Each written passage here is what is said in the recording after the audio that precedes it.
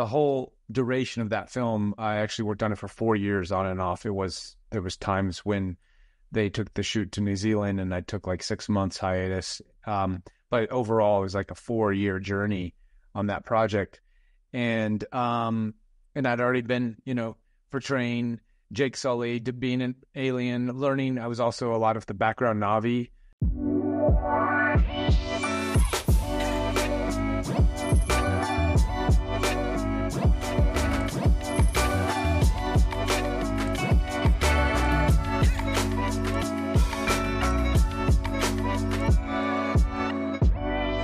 Hey everyone, and welcome back to First Contact. Today's guest is Reuben Langdon. You probably know him from the film Avatar, where he was the stuntman, and he's also done quite a bit of work with productions like Pirates of the Caribbean, the Power Rangers series. He is a stuntman, actor, filmmaker, and a video game star. And it was actually while Reuben was working on James Cameron's Avatar that he had his first UFO sighting. So Reuben, of course, the first thing I have to ask you is tell us about that.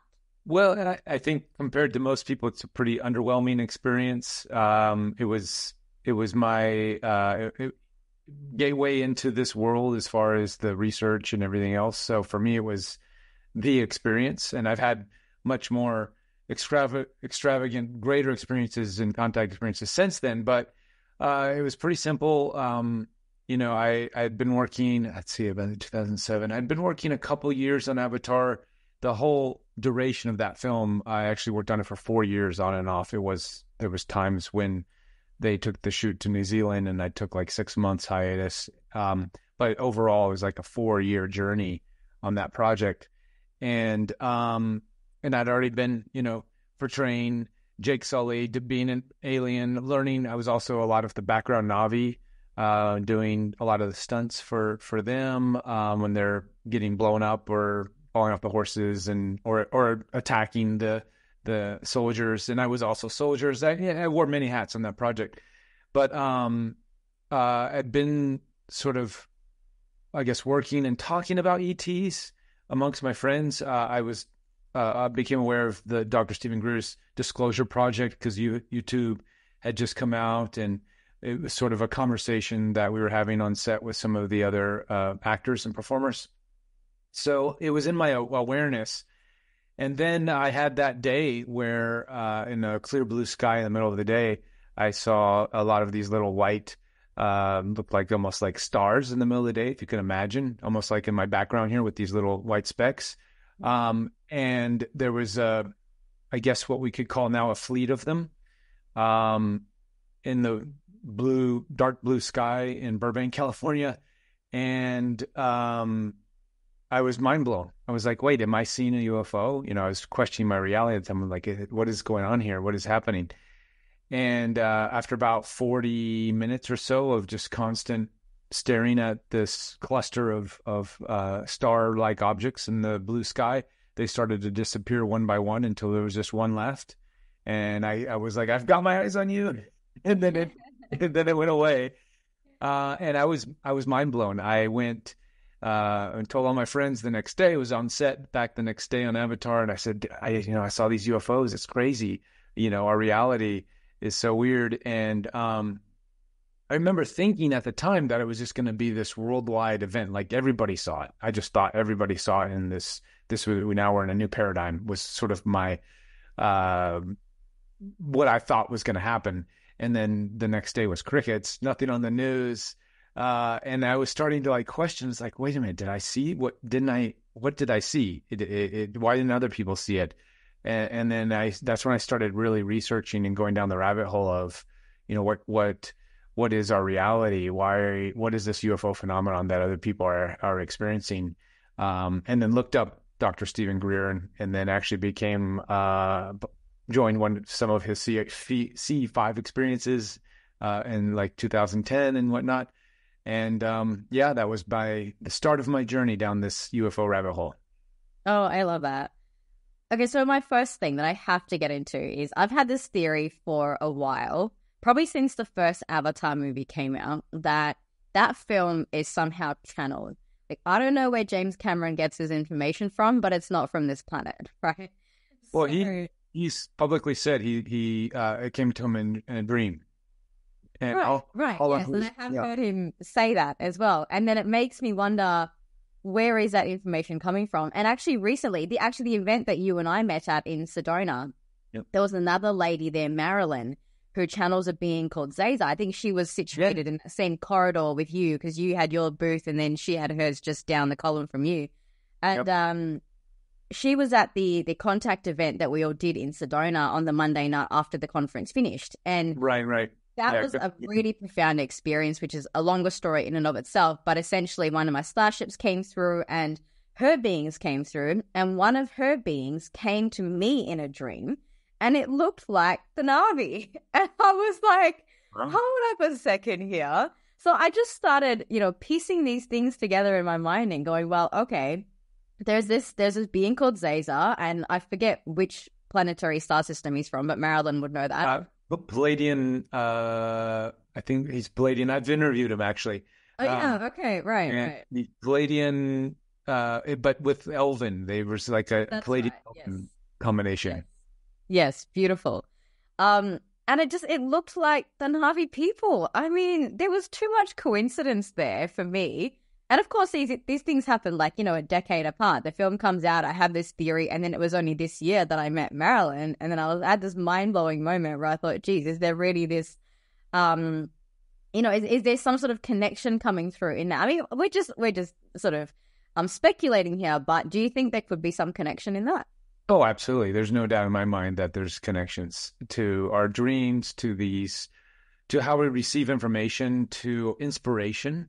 What we're guided to follow with our passions and what we're excited about is absolutely, I believe, connected to these other realms where there are other versions of ourselves that share same oversouls and whatnot that are, gently pushing us into following our passions if we choose to. We still have free will, but I do absolutely believe that we're always getting a gentle nudge to follow these threads, so to say, through dreams, through coincidences, through our meetings of new people and friends and whatnot.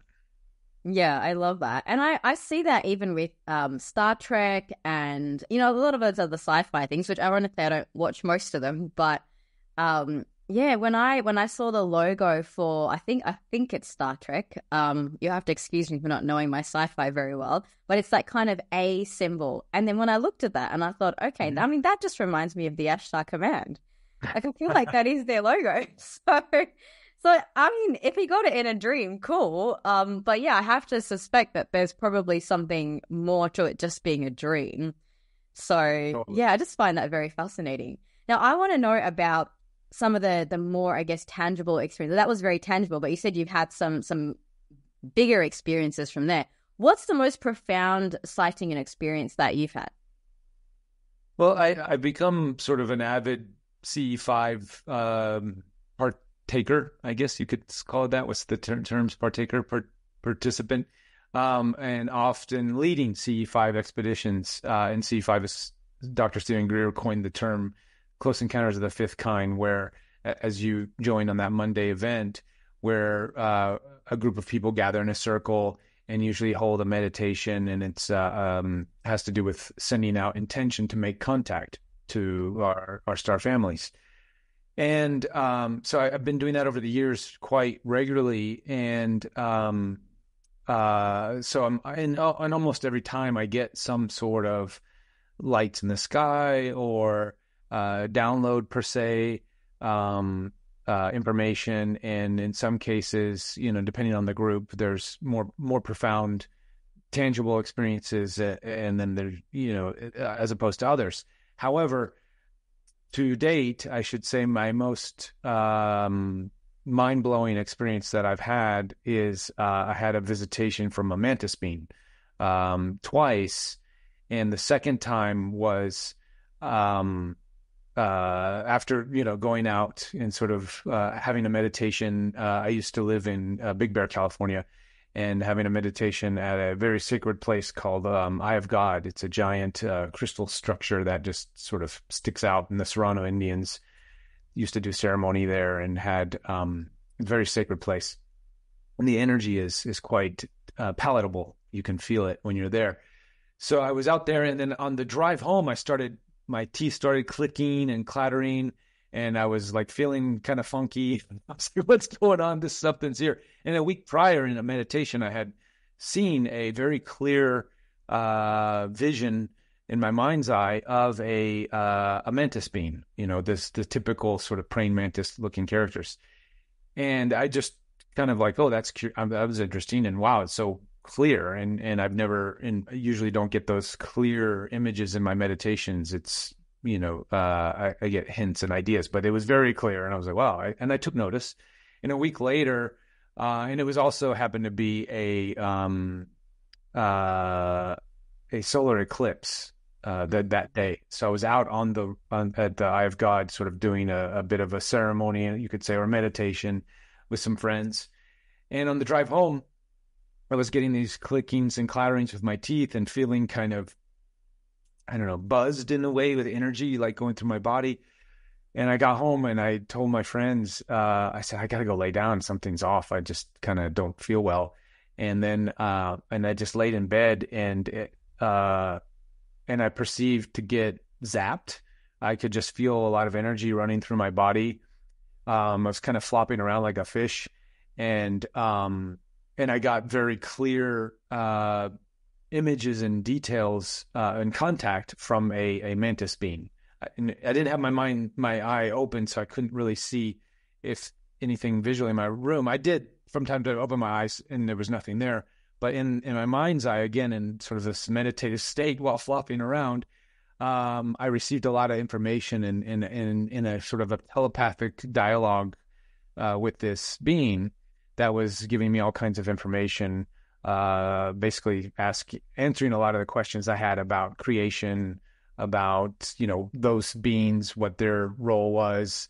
And I had already started my show, so I was already kind of used to asking those types of questions to ETs and from other people like Marilyn and Cesar. So I had the sort of the inquisitive mind and the interview type of dialogue, or I was feeling comfortable. So I was like, here I am getting direct contact. I might as well ask as many questions as I can telepathically. So I did, and I received a lot of fun, interesting information that still my mind is blown to date, because I'll hear stuff from other people or have contact with other people. I've had contact with those types of beings, and then they'll share little nuggets that I haven't been able to find on the internet or research anywhere else, that just are like, oh yeah, that's what the being told me as well. So those are nice little confirmations when those happen. Yeah, I love when that happens. I mean, there's a lot of people out there that are connecting to very similar sources of information, right? Mm-hmm. I guess one of the big topics that everyone's asking about right now is, when is open contact going to happen? Do you have any information about that, either from yourself or the interviews that you've done? Well, you had contact that Monday after the event. I did. That was open contact. I think we're having open contact now. Yeah, I love that. That's basically what I say to everyone on First Contact as well, as open contact is when you choose to have contact. I guess the question out there in the public is there going to be some like official disclosure or something like at a more mass scale, rather than just the little experiences that we're having? Personally, what I've been told is it's just up to us. I mean, it's up to us to go out there and just, each person will have their own contact, and there's your contact, That's my belief, and that's what I keep getting from these beings. Logically, when you think about it, we're living in a society right now that is in turmoil. Collectively, our cultures from all over the world are sort of figuring out this new operating system, and in doing so, there's a lot of purging of the old ways. So there's a lot of fear that's out there, and if and there's a lot of projection now that we, in U.S. Congress, last year we had David Grush and others testifying that crash retrievals are real. It's in the news again this week. There's talk of another hearing coming up sometime this month, and the the narrative that's being pushed is one that absolutely ETs are real, that the U.S. has had crash retrieval programs, and that bodies were recovered, biologics. So that's already making its way out to the collective. Now, on top of that, you have an underlying, almost subliminal fear tactic that's being pushed into the collective to propel the military-industrial complex and to get contracts for making weapons. So because of that's sort of the collective story, and we're having our conversations in this way, talking about contact, and anybody can do it. And there's like these different narratives that are colliding. We are having benevolent, amazing contact experiences, but the collective news media and the propaganda that's being pushed through the collective is very fear-based for the most part, from what I've seen. So you have to think of it from the ET's perspective. If they start showing up in mass, is that going to create more fear, or is that going to create more harmony? And at the current state of the collective, with all the chaos that's going on, and we're still trying to figure out, if who's everybody's pointing the finger at, are you wearing a mask, or you're not wearing a mask, or are you against this politician or for that politician? And it's madness out there. So with all of that chaos, to throw in a mass contact experience or a mass sighting experience, it's like throwing oil in the fire, in my opinion. So I would imagine that they're going to hold off and wait for us individually, for our conversations like we're having now, to become more the norm. And once that number overrides any of the propaganda and the silliness that's being put out there, then maybe they'll start showing up in a more of a mass type situation. Yeah, I think that's so beautifully put, and very aligned with the messages that I've received as well. Because, I get asked all the time, oh, if you talk to the Galactic Federation, why don't you just tell them to come down? And I'm like, well, this is a bit more complicated than that, because I think there's about the energetic component as well. When you have a planet full of people, if they all go into fear at the same time, what that creates is not nice. And so there is that. Well, we're seeing it right now. We're seeing right now with our weather systems and with the wars. This is already, and a lot of these are being sort of egged on and perpetuated to create the fear, but a lot of it is a byproduct of the fear. So it's a spiraling loop that we have to put a stop to and purge before we get to a state where we can have open contact, I believe. Are there any beings on Earth or somewhere in the universe who benefit from this state of fear?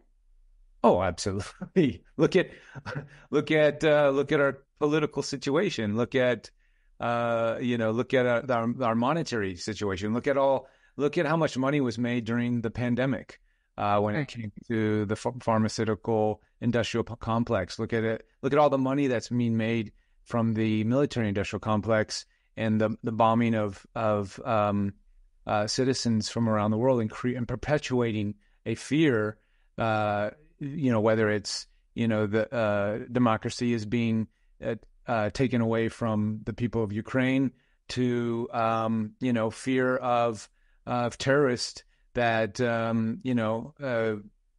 that have ancient swords and shields, and terrorists are going to come and get you in the middle of the night and eat your babies. These are perpetuated stories that absolutely fuel these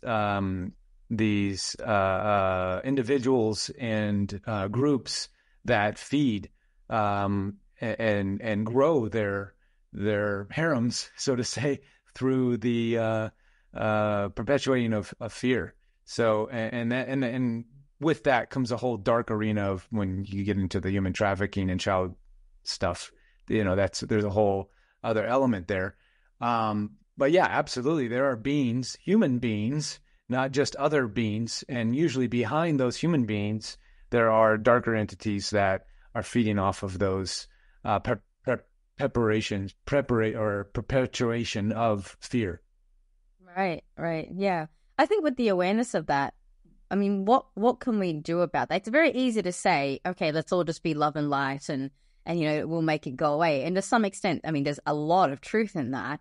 But then we look at the world around us and we see that there is all this suffering going on and people are perpetuating those cycles, and there is a level of ignorance out there. What do you think there are some practical things that we can do as a human species so that we can transcend that? First and foremost, don't perpetuate it anymore. If it's already happening, there's no need to continue to, throw fuel to the fire, so to say. So ignore and focus on things of the light. Focus on positive conversations about having benevolent contact, as opposed to fear-mongering about, the potential of, evil aliens coming and taking your babies. And then education and having these, sharing your personal benevolent contact experiences, me sharing my personal benevolent contact situations, and the positivity that you and I and others have gotten from these contact experiences and how they've made positive impacts in our lives. And just sharing, the Gandhi famous saying, be the change you wish to see in others. So, instead of, again, buying into the fear-mongering, just say, hey, well, yes, and ignoring it is not a good thing either. So calling it out, calling a spade. Yes, there is death happening in certain parts of the world. There is intentional fear-mongering to fuel certain things. But all that is done intentional by certain groups of people that are not us. We don't have to fall into that storyline. So let's create the new world, and let's envision a new world where that doesn't exist or where that can't exist. And yes, it exists now, so you don't want to ignore it. You can't be blind and say, well, that doesn't exist. And all, no, it does. Absolutely, it does. But the only way to get out of that system or these worlds is to have an alternative, to create a choice. And by sharing the options and the choices that are out there from personal experience, I think is the most powerful way to give people the option to choose. Hey, you want to go, wallow in the sorrow and become a victim and stay in a perpetuated state of fear? Or do you want to build a new earth where, those things don't exist? There is no human trafficking. There is no military industrial complex. There is no pharmaceutical industrial complex. There is, holistic living with nature and contact with benevolent beings. And we're all here to help each other out. So it's like, which story do you wish to perpetuate? It's like that story of the shaman and the two wolves, right? And which wolf is the one that comes out? Well, it's the one that you feed. We feed the wolf of the fear, or we feed the wolf of the new earth, and that's what we're going to get. Absolutely. Reuben, I have to ask, having had all this contact, especially the experience with the mantis beings, you said they told you about creation. Tell me more about that. Wow. Well, so just to sort of define the mantis beings, the way a lot of people, again, perpetuate fear onto the mantis beings. Oh, they're evil. It's like the Zetas. Reptilians as well. The reptilians, yeah. Yeah. And, I think the universe is smarter than that and it's in the way it works. I mean, when we look, us humans, we are so simple in our and how we perceive things. We go out into the woods, perhaps, and we see all the different insects and the diversity in nature and the plants and life. And we see a wolf killing a deer, per se. Is that wolf evil? Or is that wolf simply taking what it needs to feed its family? Its cubs and whatnot. Is it for life? And I believe nature has an ecosystem, and we can see that through the inner workings of everything. And we're so we just like to label everything evil or good, and it's cut and dry when it's not. There's things have to work in a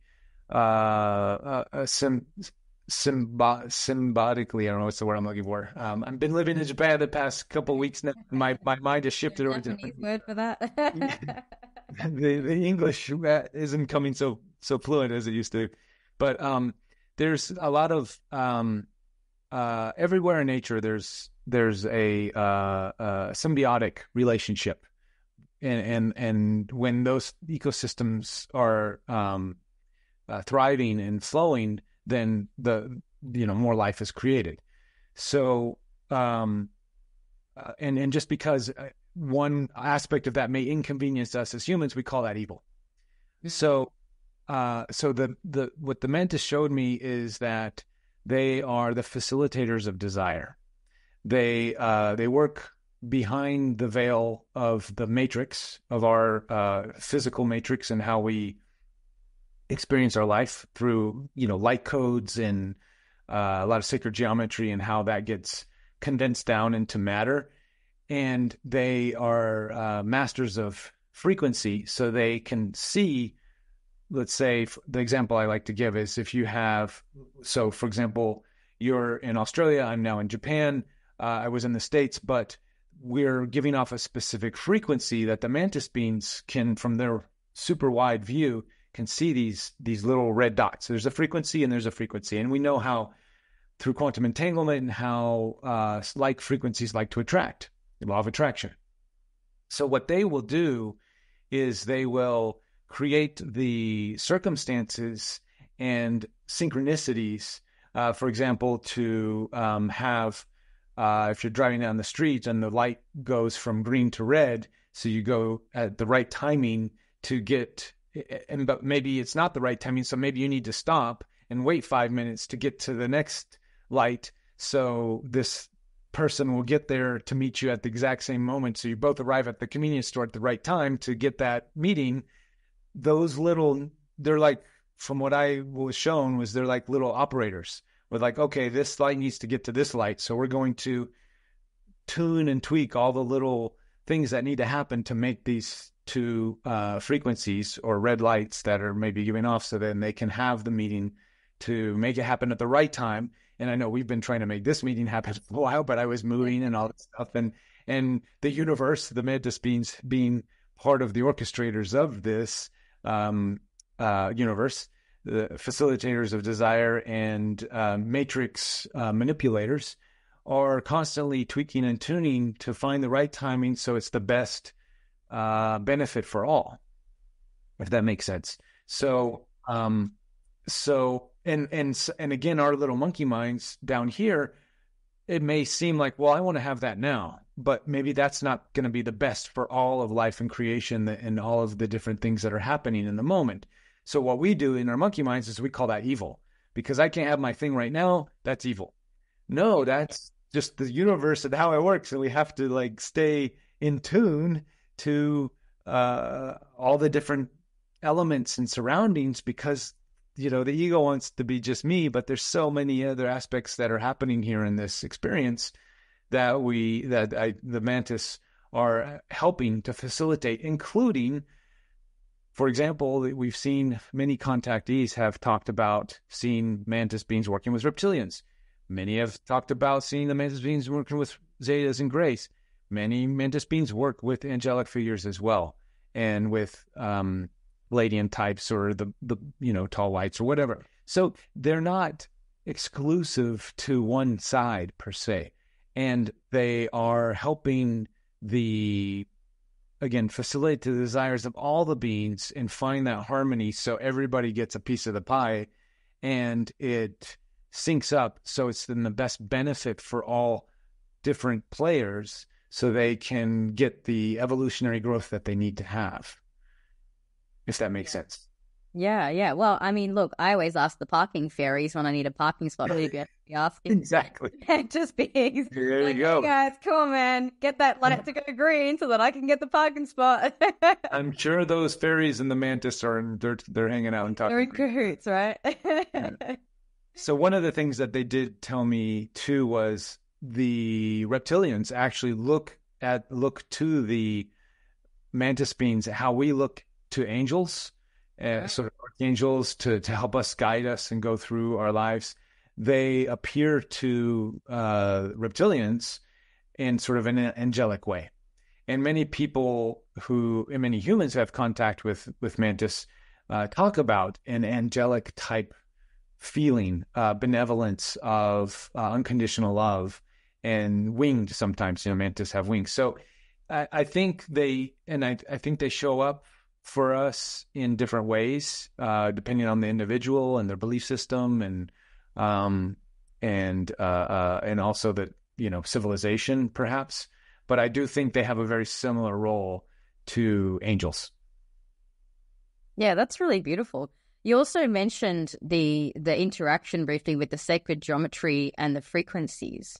Mm-hmm. So I had an experience years ago where I was shown how everything is made of sound, and then they showed me a beam of light. It was like the beam of light was kind of being carried on the sound, like imagine an invisible sound wave, because it's invisible. So you have this like vibration that's invisible, but then the light is carried over that. And then they showed me a second beam of light, and they said that when the two beams of light interact, depending on the geometry at which they intersect, it's going to determine what that creates. Don't ask me to get into the specifics of it, but basically it was like, if it happens at this angle, then it creates this kind of atom, or if it happens at another geometry or another angle, it creates something else. And so then I kind of said, like, what determines what it becomes? Like, who is the free will? And I guess part of the conversation, the way that I interpreted what you just said, is this element of divine will. Like, it's like the mantis beings, they're looking at everyone's, like you said, their desires, and then they're looking at what's the most harmonious way.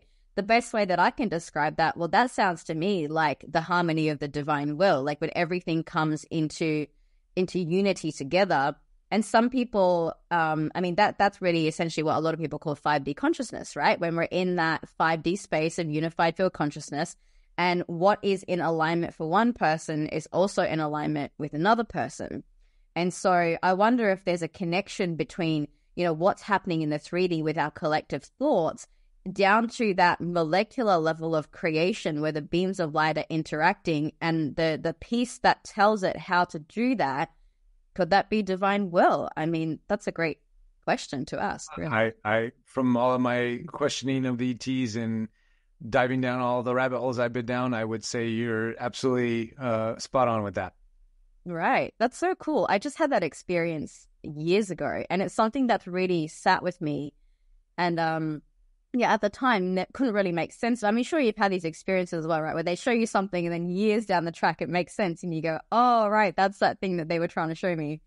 But it's just beautiful that so many people are having these similar realizations, and there's such an overlap now between the ET side of things and also what the spiritual masters have been saying for such a long time. Because I feel like this knowledge has been around for a while, maybe not in the context of UFOs and ETs and the intergalactic side of things, but just from a creationary perspective, I think this might be a case of all roads lead to Rome. Yes, absolutely. I concur. I agree. I think, we're the answers of the universe are right outside in our backyards, in nature and within ourselves. We constantly are hearing that from the sages and the yogis and the philosophers. So it absolutely is that, and as you said, we're in this new sort of with this new language of an understanding of ETs. It's just the language of the day, so to say, and the ancient texts that we read through the Bible and other ancient texts that are giving us sort of our spiritual guidance and knowledge they were just using the language of the day and the understanding of the current paradigm of the collective of that time, and that evolves and that changes and it's constantly changing, and in my opinion, it's no more wrong or different or worse or better than what we're using today. We're just using this new perspective now that we've been out in space, and some people argue that, but I believe we've sort of figured out the world is round, and and we have this perspective of stars and galaxies and the sun, and we're, no longer everything revolves around Earth, and we're kind of going around the sun, and the sun's going around other suns, and it's just, it's a galaxy, and that's the new hip language of the day, because we have, this new perspective on things. That's so incredible. So what's one of the most profound messages you've received from these beings about the human race, and like if they have any message for humanity, what would that be? Well, number one, we're not alone. Clearly, we're having these experiences. And number two, just basically I said that the answers to every question, everything we ever wanted or could want or desire are, either in our backyard. And I say that because you can just go in your backyard and close your eyes and tap into the universal field of consciousness and get basically the answers to anything. Easier said than done, clearly. Not everybody has the tools and the techniques to do that. And I myself am not saying I have those tools either. That's why I have a whole TV show called Interviewer with Ed, where I go and I talk to other people who could do that and get it through that form and modality.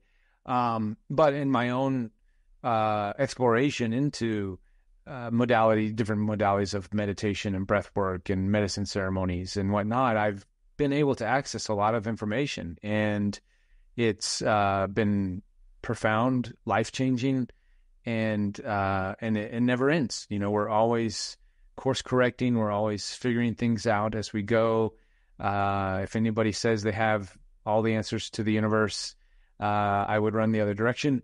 But it is obtainable, and I think it is unique and different for each of us. I think we all have a unique perspective that is a blessing, but many times also a curse, because sometimes we get so caught up in our unique perspective that we forget to include others.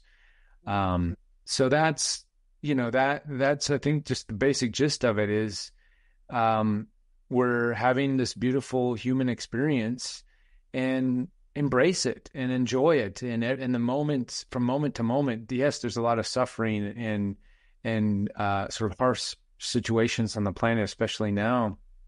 But simultaneously, there's so much beauty. There's so much new things to discover. And, like Star Trek, right? I'm a big Star Trek fan.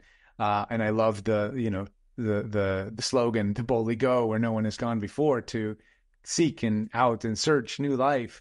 How it's just so much fun to hear and experience what others are experiencing. And we're always looking outside of our world for that life and for those different experiences. But just within our own world, there's so much diversity and so many different humans having different experiences and different belief systems and understandings of how things work. We don't have to go to the stars. We can go to our next door neighbor or to the neighboring country or wherever. There's so much there to explore and learn. That's so beautiful.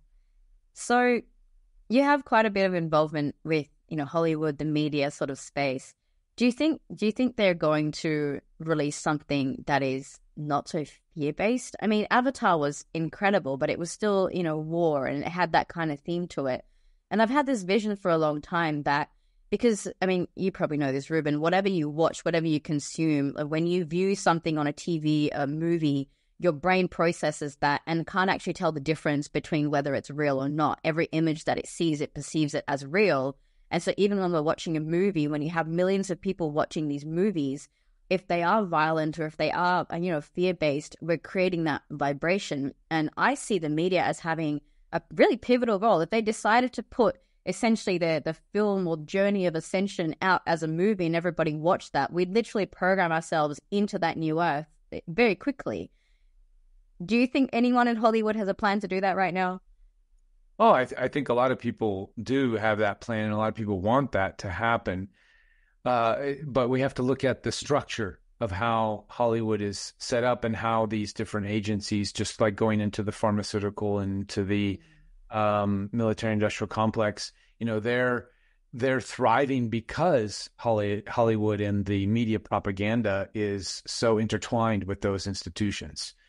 So what we are experiencing now, and the reason Hollywood is so afraid of AI, is not because jobs are going to be lost, which they are. Jobs have already been lost for AI, but basically one person can create their own avatar experience with the help of AI. And we're going to see a whole new slew of filmmakers that are not going to be bogged down by the institutions. And Hollywood is a machine. You've probably heard that phrase, the machine of Hollywood.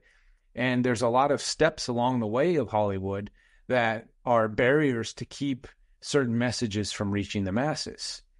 I, in a sense, left Hollywood to pursue my own show, Interview with Ed, because that was the message and that was the story that I wanted to tell, but nobody in Hollywood was interested. So I had to go independent, and literally I didn't even have any friends in the industry that even wanted to follow me on the journey. So I literally had to learn camera, sound, and everything else on my own, and take the equipment and go produce and do my own show and self-produce it, self-edit it, and then put it out there. And then, Gaia was interested and they took it and put it out. So I kind of circumvented that Hollywood machine. And now it's just going to become so much easier for filmmakers to create, grand scale masterpieces to the quality of Avatar with the advent of AI. So I'm very positive about the direction of content and content creators being able to have the tools now that they don't have to be slaves to that system and have constant roadblocks. So I would say in the coming years, we're going to see a ton of independent projects being created with the quality of Avatar that will have the messages that we've all been wanting to see.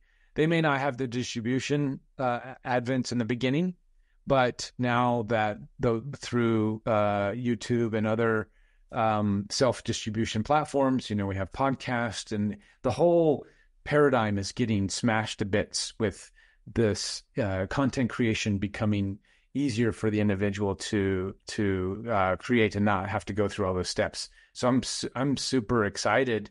I'm sad because I was part of that Hollywood machine, but I'm more excited than sad because I think giving the tools to a much larger group of content creators and giving them access to these tools is just going to benefit humanity as a whole, instead of keeping it all compartmentalized and in such small containment as the old Hollywood machine was. That feels so exciting and hopeful for me. I mean, I've had this vision of creating a film for years, and then I think, well, I don't know anyone, I don't have funding, I don't know how to use the camera. Like, there's a lot of barriers, for me to actually get there. And to think that an AI could just come along and create that is, that feels quite exciting. I guess it will come down to the intention that each individual has, because if someone like me could do it, someone else could also do the same thing, and whether or not they have the same intentions, I guess it's going to come down to what we decide as a collective to how we utilize that. But I think that's overall quite a hopeful message, I think, for those of us who have things that we want to share and maybe don't want to go through all the cogs in the Hollywood machine. Yeah, and it's already happening. I mean, look at, we're having this podcast, and we're going to, with a few clicks of a button, it can get out to, millions of people could view it if they wish to. And it is a lot of people want that magic button or that magic pill to, just put this out in Hollywood and then it'll go out to the masses. But you have to realize the years, the decades, the millennia of years of programming that the human collective has been through. One of the reasons Avatar, as beautiful story as it was, and it still is, and it has this other world that James Cameron was able to bring to life that we could all experience. It has those elements of the war because there's still a lot of people, and it's successful because of those elements. A lot of people, I would say, if you take those elements out, it wouldn't be as successful. We as humans have been programmed that war is normal, that fighting is the norm, and there's a resonance to not all of us. I definitely don't resonate with that story anymore. I used to. That was my gig. I was a, action choreographer, fighter, stuntman, and that's, I was every day living, eating, breathing war and death and destruction. Now I can't stand it. I can't get 10 minutes into a John Wick film before I have to turn it off. It's the nonsense and the senseless violence doesn't resonate with me anymore. And there's a lot of people that are moving in that direction.